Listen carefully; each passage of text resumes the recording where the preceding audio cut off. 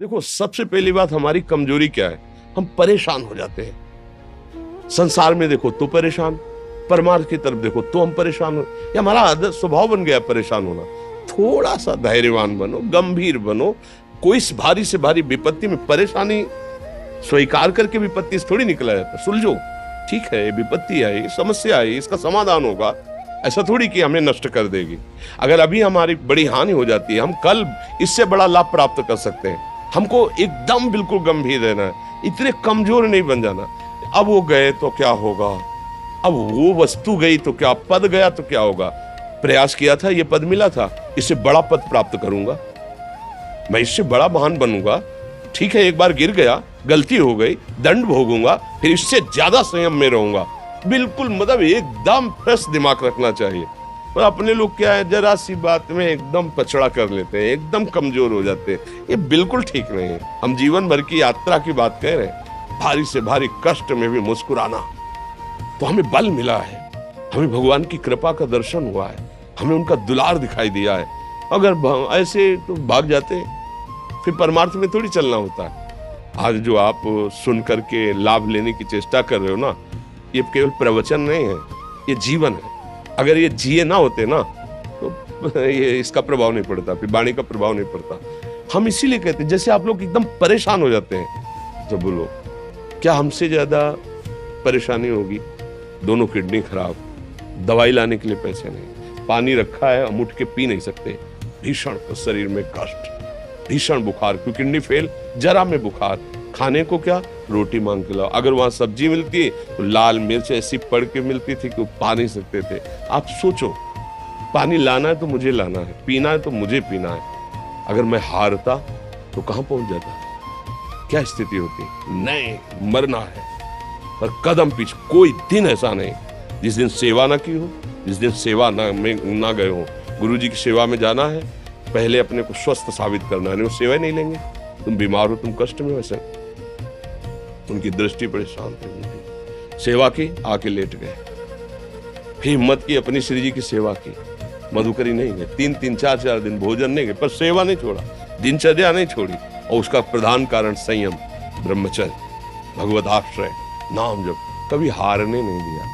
अभी भी थोड़ी देर बाद डायलिसिस शुरू हुआ, हारने, आपको हारे हुए नजर आ रहे हैं। शरीर में पीड़ा है, किडनी फेल है, ऐसा तो हम स्वस्थ बैठे हैं, पीड़ा है, बार बार प्यास लगती है, थोड़ा थोड़ा पानी मिलता है, लेकिन हम आनंदित हैं, हम प्रसन्न हैं।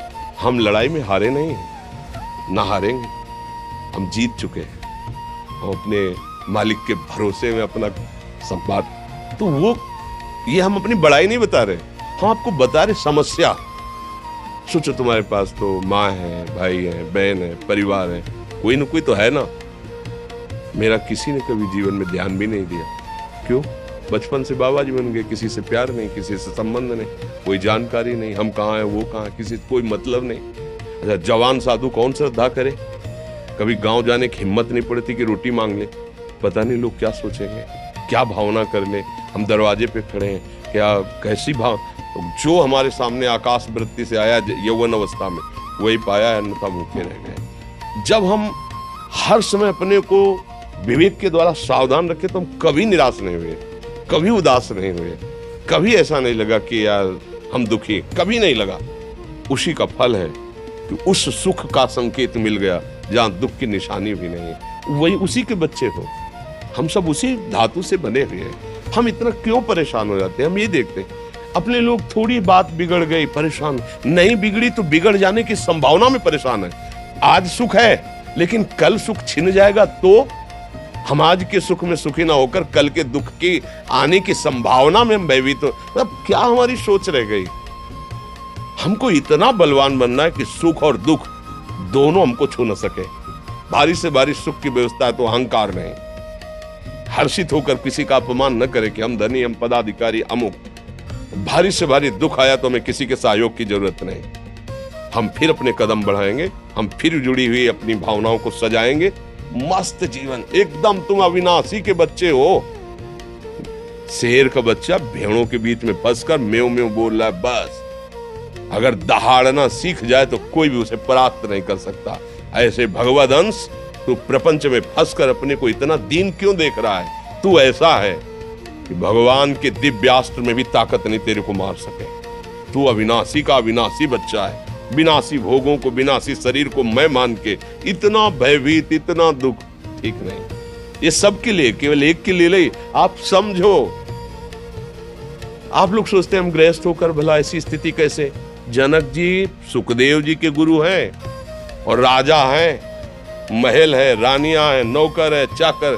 क्या सुखदेव जी जिनके शरीर में लंगोटी भी नहीं है, दिगंबर, परमहंस के गुरु है जनक जी जो राजा हैं। समझो आप ऐसा ना सोचे कि हम नौकरी कर रहे हैं, हम संसार में, हम गृहस्थ हैं, हम आध्यात्मिक की ऊंचाई पर नहीं चढ़ सकते। नहीं, आप एक सरकारी नौकरी या आप किसानी या व्यापार करते हुए आप एक अध्यात्म की ऊंचाई में चढ़ सकते हैं। और अध्यात्म ही है जो तुम्हें इस माया के दुख सुख से ऊपर उठा सकता है। दूसरा, चाहे जितनी संपत्ति आ जाए, आप सुखी नहीं हो सकते। सब देख लो, आंख खोल के देख लो, अध्यात्म ही है जो तुम्हें हर कष्ट सहकर मुस्कुराकर जीने का रास्ता बता देगा कि आप आनंदित हो जाओगे। कुछ नहीं बिगड़ा। अध्यात्म है तो कुछ नहीं बिगड़ा, अध्यात्म नहीं है तो कुछ नहीं बना, कुछ हाथ नहीं लगने वाला।